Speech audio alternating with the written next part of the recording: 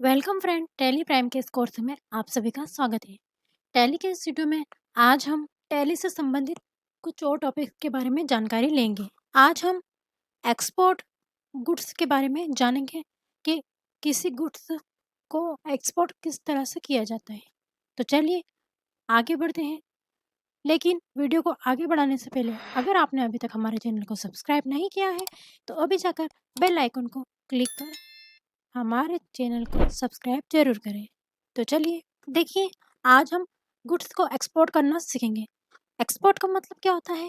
जब भी हम किसी अदर कंट्री में माल को सेल करते हैं यानी बेचते हैं तो उसे एक्सपोर्ट कहा जाता है। जिस तरह से हम एक राज्य मतलब एक स्टेट से दूसरे स्टेट में अगर हम माल को बेचते हैं तो हम उसे सेल कहते हैं। परंतु अगर हम एक कंट्री से दूसरी कंट्री में अगर माल को बेच रहे हैं तो उसे हम एक्सपोर्ट कहेंगे। एक्सपोर्ट गुड्स कहलाएगा। इसको हम किस तरह से प्रेजेंट करेंगे और किस तरह से इसकी एंट्री करेंगे वह भी हम देख लेते हैं। इसको हम सिंपल तरीके से इसको हम एक्सपोर्ट को हम एलयूटी कलेक्शन के साथ आज एंट्री करना सीखेंगे। एलयूटी कलेक्शन मतलब क्या होता है? एलयूटी बॉन्ड के साथ आज हम इसकी एंट्री करना सीखेंगे। देखिए, एलयूटी मतलब क्या होता है? एलयूटी मतलब लेटर ऑफ अंडरटेकिंग बॉन्ड्स होता है। तो ये लेटर ऑफ अंडरटेकिंग बॉन्ड क्या होता है? जैसे एक जो निर्यातक होता है उसके द्वारा जो जीएसटी टैक्स बनता है तो उसका भुगतान नहीं करने के लिए, उस पे छूट प्राप्त करने के लिए एक रजिस्ट्रेशन तैयार किया गया है। ठीक है? जिस रजिस्ट्रेशन उस रजिस्ट्रेशन को एलयूटी बॉन्ड कहते हैं, यानी लेटर ऑफ अंडरटेकिंग बॉन्ड। इसको हम जीएसटी पोर्टल पर जाकर रजिस्ट्रेशन करवा सकते हैं। ठीक है? अब जिसके पास एलयूटी बॉन्ड होता है वह एक्सपोर्ट किस तरह से कर सकता है, और जिसके पास एलयूटी बॉन्ड नहीं होता है परंतु उसको एक्सपोर्ट करना है माल को, तो वह भी किस तरह से कर सकता है, तो वह भी एंट्री हम देखेंगे। सबसे पहले हम एक्सपोर्ट गुड्स की एंट्री करने के लिए सबसे पहले हमें हमारी कंपनी में कुछ फीचर्स ऑन करने होंगे। इसके लिए हम सबसे पहले अल्टर के पर जाएंगे, कंपनी वाले फीचर्स पर, फिर यहाँ पर F11 पर जाएंगे, फिर हमारी कंपनी को ऑन करेंगे, फिर वहाँ पर टैक्सेबल टैक्सेशन वाले options enable goods and service tax वाले को यस करके इंटर करेंगे। फिर यहाँ पर सारी डिटेल एज इट इज रहने देनी है। फिर यहाँ पर हम आएंगे और यहाँ पर आपको जो एलयूटी बॉन्ड डिटेल है उसको यस करना है, इंटर करेंगे। फिर यहाँ पर एप्लीकेबल फॉर्म में हमें जब से अप्लाई करना है तब से, जब से आपको ये एलयूटी बॉन्ड रजिस्ट्रेशन अप्लाई करना है तब की डेट, और एप्लीकेबल टू कब तक आपको अप्लाई करना है, मतलब किस फाइनेंशियल ईयर तक के लिए आपको अप्लाई करना है। हमने यहाँ से 1 अप्रैल 2023 से 31 मार्च 2024 तक एक फाइनेंशियल ईयर का हमने एलयूटी बॉन्ड ले लिया है। यहाँ पर हम एलयूटी बॉन्ड के नंबर टाइप कर देते हैं, मतलब जैसे हम रजिस्ट्रेशन कराते हैं तो जीएसटी पोर्टल के द्वारा हमें एलयूटी बॉन्ड नंबर दिए जाते हैं। ये 12 अंकों के होते हैं। यहाँ पर हमने फिल कर दिया, इंटर करेंगे और एक्सेप्ट कर लेंगे। ठीक है? अब हम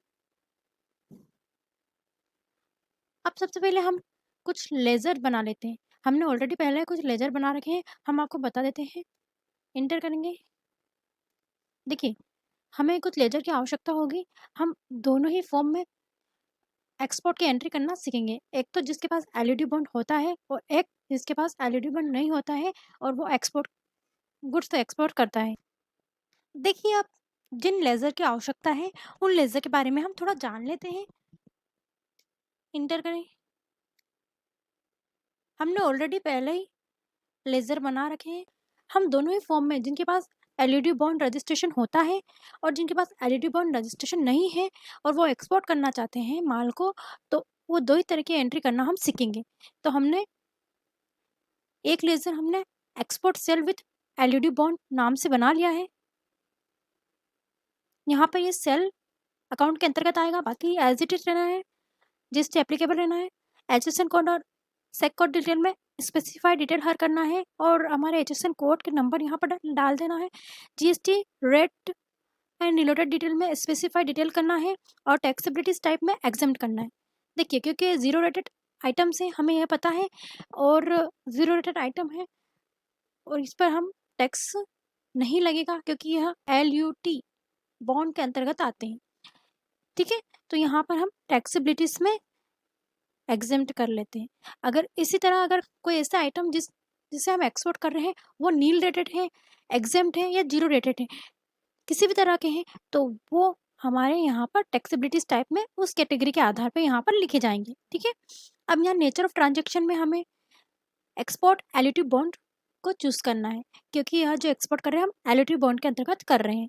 इसी तरह से अगर हम नील रेटेड या फिर एग्जेम्प्ट टैक्सेबल वाला कोई भी अगर लेज़र बना रहे होते हैं या एक्सपोर्ट कर रहे होते हैं ऐसे गुड्स को, तो यहाँ पर सभी सेम होता, एज इट इज होता था।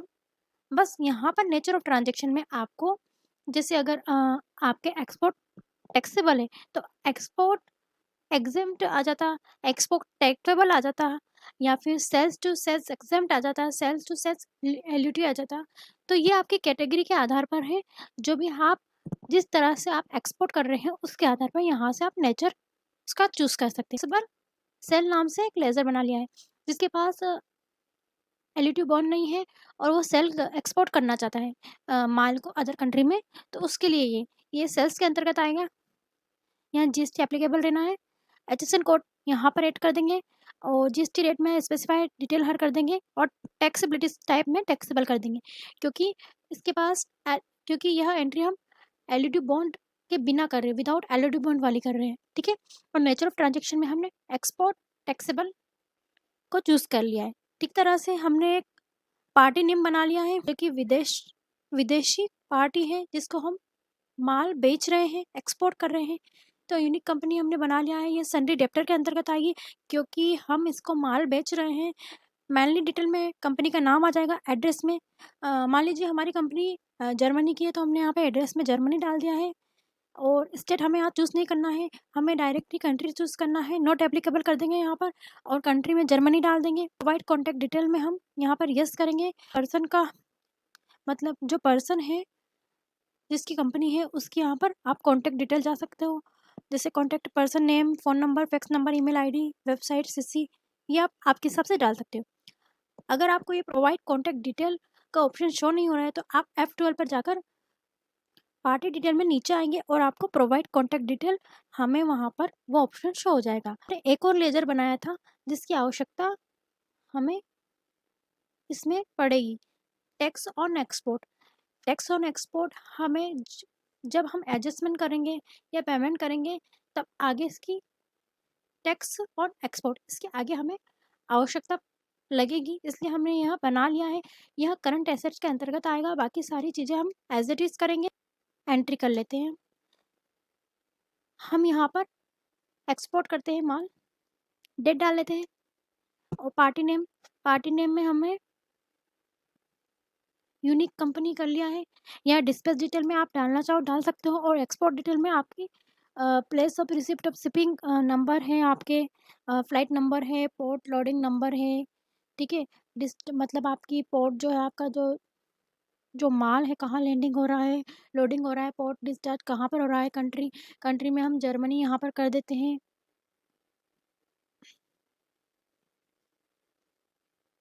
ठीक है, शिपिंग बिल नंबर यहाँ पर शिपिंग बिल नंबर हमने डाल दिया है। डेट जब जो डेट का बिल बना हुआ है उस डेट को डाल देते हैं। पोर्ट कोड मतलब हर एक कंट्री के पोर्ट कोड नंबर अलग अलग होते हैं, सेपरेट होते हैं। ठीक है ना, तो यहाँ पर अगर आपकी कंट्री के पोर्ट कोड यहाँ पर नहीं, आपको जो पोर्ट कोड चाहिए आपकी कंपनी के नहीं है तो वो यहाँ पर आप यहाँ से न्यू पोर्ट कोड को क्रिएट कर सकते हो। ठीक है, इंटर करते हैं, पार्टी डिटेल आ जाती है। पार्टी डिटेल में हमने जो भी डाली है डिटेल वो सारी यहाँ पर शो हो जाती है। सेल लेजर में हम सबसे पहले हम विथ LUT बॉन्ड के साथ कर रहे हैं एक्सपोर्ट, तो इसलिए हम export cell with LUT bond laser को सिलेक्ट करेंगे जिसके पास LUT बॉन्ड है और वो एक्सपोर्ट कर रहा है माल, तो वो एंट्री हम कर रहे हैं। यहाँ पर हम कोई भी माल जो हमारे पास है वो एक्सपोर्ट कर लेते हैं। जैसे मान लीजिए हमने ये करें डेल लैपटॉप 10 पीस करे हैं, 1 लाख रुपए का माल ये हो गया हमारा। इंटर करेंगे। अब यहाँ पर हमें आईजीएसटी टैक्स लगाने की ज़रूरत नहीं है और यहाँ पर आईजीएसटी टैक्स नहीं लगेगा क्योंकि यह जो एक्सपोर्ट है ये एलयूटी बॉन्ड के अंतर्गत है, ठीक है ना? मतलब एलयूटी बॉन्ड जिसके पास होता है वो टैक्स का भुगतान नहीं करता। इंटर करेंगे, इंटर करके यहाँ पर प्रोवाइड जीएसटी को यस करेंगे और यहाँ पर एडिशनल डिटेल जो भी एक्सपोर्ट की है वो डाल देंगे। यहाँ इंटर करके एक्सेप्ट कर देते हैं। यह तो हमने एलयूटी बॉन्ड के साथ एलयूटी बॉन्ड रजिस्ट्रेशन वाली एंट्री कर ली है। अब विदाउट एलयूटी बॉन्ड वाली करके देखते हैं, ठीक है ना? इसको एंटर करते हैं।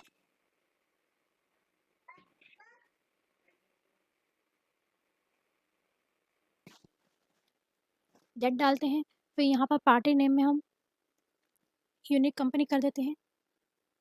यहाँ पर डिस्पैच डिटेल अगर आपको डालनी हो तो डाल सकते हैं और यहाँ पर हम शिपिंग बिल नंबर डेट यहाँ पर कंट्री में जर्मनी कर देते हैं। शिपिंग बिल नंबर वगैरह जो भी हमने पहले डाला था उसी तरह से यहाँ पर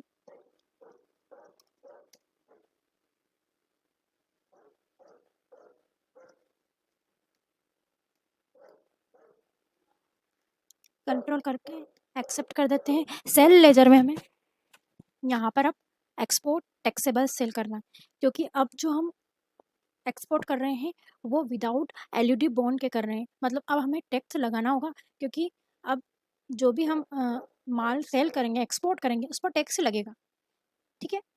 इंटर करते हैं और मान लीजिए हमने यहाँ पर सैमसंग के 10 मोबाइल लिए हैं, इंटर करेंगे और पर की कीमत 5 मोबाइल सेल पर की कीमत 8,000 80,000 रुपये की यहाँ पर हमने सैमसंग के ये हमारा जो माल है ये एक्सपोर्ट किया है, ठीक है? अब यहाँ पर हमें आईजीएसटी ऐड करना होगा तो अब यहाँ इंटर करेंगे और फिर हम यहाँ पर आईजीएसटी ऐड करेंगे, ठीक है? देखिए हमारा जो टोटल है इनवॉइस अमाउंट हमारा 80,000 रुपये ही बन रहा है, ठीक है? और 9,600 रुपये हमारे जो है वो टैक्स के हैं। हमें ये जो टैक्स बना हुआ है ये गवर्नमेंट को ये जो टैक्स बना हुआ है ये हमें रिफंड हो जाएगा। मतलब ये टैक्स हमें गवर्नमेंट को देना तो है परंतु ये जो है टैक्स बाद में रिफंड हो जाएगा। इंटर करेंगे, यहाँ पर प्रोवाइड जीएसटी डिटेल को यस करेंगे। देखिए इसकी एंट्री अब हम डिस्प्ले में और रिपोर्ट्स में जाके देखते हैं। यहाँ पर हम स्टेटमेंट ऑफ अकाउंट पे जाते हैं, आउटस्टैंडिंग पे जाते हैं, लेजर पे जाते हैं और हमारी पार्टी पर जाते हैं। इंटर करेंगे, फिर यहाँ पर हम अल्टर F5 करते हैं डिटेल के लिए और यहाँ हम सेकेंड वाली जो एंट्री है हमारी जो टैक्सेबल वाली एंट्री है वहाँ पर यहाँ देखते हैं हम कि यहाँ हमें 90,600 रुपये यहाँ टोटल टैक्स जोड़कर यहाँ अमाउंट बताए गए हैं। मतलब टोटल इनवॉइस अमाउंट हमारा 80,000 रुपये है। 9,600 रुपये हमारा जो टैक्स अमाउंट है आईजीएसटी, ठीक है? अब हमें भी यहाँ पर भी जो कि हमें रिफंड मिलेगा और हमें यहाँ पर वो शो नहीं करना है, मतलब हमें वो रिफंड करना है और यहाँ पर हमें 80,000 रुपये लेके आने हैं। यहाँ पे 80,000 भी यहाँ पर 80,000 शो करने चाहिए तो इसलिए यहाँ पर 80,000 शो करने हैं तो इसके लिए हमें एक एडजस्टमेंट एंट्री करनी होगी। स्केप करेंगे, यहाँ पर F7 क्लिक करते हैं, यहाँ डेट डालते हैं और अल्टर जे स्टेट एडजस्टमेंट पर क्लिक करते हैं। यहाँ स्टेट एडजस्टमेंट डिटेल डालनी है, text type of duty taxation में जीएसटी करना है, नेचर ऑफ एडजस्टमेंट में हमें इंक्रीज टैक्स लाइबिलिटीज करना है, एडिशनल नेचर ऑफ एडजस्टमेंट में यहाँ पर हमें गुड्स एक्सपोर्ट करना है, अगर वो नहीं हो तो अदर्स कर सकते हैं। फिर यहाँ इंटर करते हैं और डीआर में हमें यहाँ पर हमने जो एक लेजर बनाया था टैक्स ऑन एक्सपोर्ट वो करना है। Tax on export current assets में के अंतर्गत बनाया था, ठीक है? और वो हमें एडजस्टमेंट एंट्री के लिए बनाया था तो वो हम यहाँ पर इंटर करते हैं। हमारा जो टैक्स था, हमारा जो टोटल टैक्स था आईजीएसटी वो था 9,600 रुपये, वो यहाँ पर इंटर कर देते हैं और सीआर में हम हमारी कंपनी जो थी वो यहाँ पर लिख देते हैं। हमारी कंपनी यूनिक.com थी। अब बिल वाइज डिटेल में हमें यहाँ पर अगेंस्ट रेफरेंस करना है और हमें 2 बिल शो किए गए हैं। एक जो है 1,00,000 रुपए का वो हमारा एलयूटी बॉन्ड वाला है और जो सेकंड है फर्स्ट वाला जो है हमारा वो विदाउट एलयूटी बॉन्ड वाला है। हमें उसको इंटर करना है और यहाँ पर हमें टैक्स अमाउंट लिखना है। इसको हटा के 9,600 रुपये यहाँ पर इंटर करते हैं और एंड ऑफ लिस्ट करते हैं और यहाँ नरेशन लिखकर एक्सेप्ट कर देते हैं, ठीक है? और अब हम जाकर हमारे आउटस्टैंडिंग रिपोर्ट्स देखते हैं। यहाँ पर अल्टर F5 करते हैं और यहाँ पर आपको दिख रहा होगा कि हमने जो एडजस्टमेंट एंट्री की है उसके बाद यहाँ 90,600 रुपये की जगह पेंडिंग अमाउंट में 80,000 रुपये यहाँ शो हो गए हैं। और नीचे आते हैं हम, तो यहाँ पर हमें जो अभी जो अमाउंट जो माइनस किया है हमने हमारे जो इनवॉइस में से, वो यहाँ नीचे शो हो रहे हैं। हमने जनरल एंट्री करके 9,600 रुपये यहाँ पर क्रेडिट करे हैं। तो इस तरह से हम एडजस्ट करके और टैक्स को माइनस करके इनवॉइस अमाउंट को यहाँ शो कर सकते हैं। अगर आपको यहाँ पर अमाउंट आपका सही आ रहा है तो इसका मतलब आपकी एंट्री भी सही ही है। स्किप करते हैं और यहाँ पर आके हम बैलेंस शीट पर जाते हैं और बैलेंस शीट पर आने के बाद हम यहाँ पर करंट लायबिलिटीज़ में आते हैं, एल्टर F5 करते हैं, इसको शो करते हैं। तो यहाँ पर हमें ड्यूटीज़ एंड टैक्सेशन में हमारा यहाँ पर अमाउंट शो हो रहा है। अमाउंट हमारा क्रेडिट हो रहा है। ये हमें अब इनपुट, ये हमारा इनपुट क्रेडिट टैक्स है। अब हमें इसे क्लेम करना है, मतलब हमें इसे लेना है। तो इसके लिए भी हमें एक एडजस्टमेंट एंट्री करनी होगी। तो उस एडजस्टमेंट एंट्री को करने के लिए हमें F7 को क्लिक करना होगा, यहाँ डेट डालनी होगी और फिर यहाँ पर अल्टर J करके स्टेट एडजस्टमेंट करना होगा। टाइप्स ऑफ ड्यूटीज़ में यहाँ पर GST करना होगा। नेचर ऑफ एडजस्टमेंट में हमें यहाँ पर इंक्रीज इनपुट टैक्स क्रेडिट करना होगा और एडिशनल नेचर ऑफ एडजस्टमेंट में हमें यहाँ पर एक्सपोर्ट गुड्स करना होगा। अगर नहीं है तो अदर्स कर सकते हैं, इंटर कर। तो अब यहाँ पर हमें इंक्रीज करना है टैक्स, मतलब इनपुट टैक्स क्रेडिट। तो इसके लिए हमें यहाँ पर क्या है, DR हमें यहाँ पर क्या करना है, IGST करना है। जो हमारा टैक्स है उसको IGST को यहाँ पर DR करना है, इंटर करेंगे। अब यहाँ पर हमें रेट टाइप करनी है। अब यहाँ हमें 12% रेट था और टैक्सेबल अमाउंट हमारा 80,000 रुपये था, इंटर करेंगे, ठीक है। और यहाँ हम 9,600 इंटर करते हैं। अब CR में हमें यहाँ पर जो हमारा टैक्स ऑन एक्सपोर्ट था उसको यहाँ पर इंटर करना है और यहाँ पर इंटर करके एक्सेप्ट कर देना है। और देखिए यहाँ पर हमारे जो करंट बैलेंस है दोनों में 0 हो गए। इसका मतलब आपकी एंट्री सही है और यहाँ 0 होना ज़रूरी है। प्रोवाइड GST डिटेल में हमें यस करना है और टाइप्स ऑफ सप्लायर में हमें गुड्स करना है और यहाँ इंटर करके एक्सेप्ट कर देना है। स्किप करते हैं और हम अभी बैलेंस शीट पर जाते हैं और यहाँ पर जो हमारी करंट लायबिलिटीज़ है उसको इंटर करते हैं और ड्यूटीज़ एंड टैक्सेशन को आप देख सकते हो यहाँ पर कोई भी अमाउंट यहाँ शो नहीं हो रहा है, क्योंकि हमने जो इनपुट क्रेडिट टैक्स था हमारा वो हमने क्लेम कर लिया है, वो हमने ले लिया है। और हम यहाँ करंट एसेट्स पर भी आते हैं और अल्टर F5 करते हैं। तो हमें जो टैक्स ऑन एक्सपोर्ट यहाँ पर शो हो रहा था वो भी यहाँ से चला गया है। इसका मतलब ये है कि हमने जो अमाउंट था वो हमने क्लेम कर लिया है। हमारी जो ITC बनी थी वो हमने क्लेम कर ली है। तो इस तरह से हम LUT बॉन्ड के साथ एक्सपोर्ट गुड्स को एक्सपोर्ट कर सकते हैं और विदाउट LUT के साथ गुड्स को एक्सपोर्ट कर सकते हैं और साथ ही ITC को क्लेम भी कर सकते हैं। आशा है आपको हमारा वीडियो पसंद आया होगा और आशा है कि आगे भी आपको हमारा वीडियो पसंद आए। इसलिए आप हमारे साथ आगे भी बने रहिए। आगे भी हम आपको और इम्पोर्टेंट टॉपिक आपके लिए लाते रहेंगे। तब तक के लिए आप इन सभी का रिवीजन कीजिए। Thank you. अगर आपको हमारा वीडियो पसंद आया हो तो इसे प्लीज़ लाइक, शेयर और सब्सक्राइब ज़रूर करें। Thank you.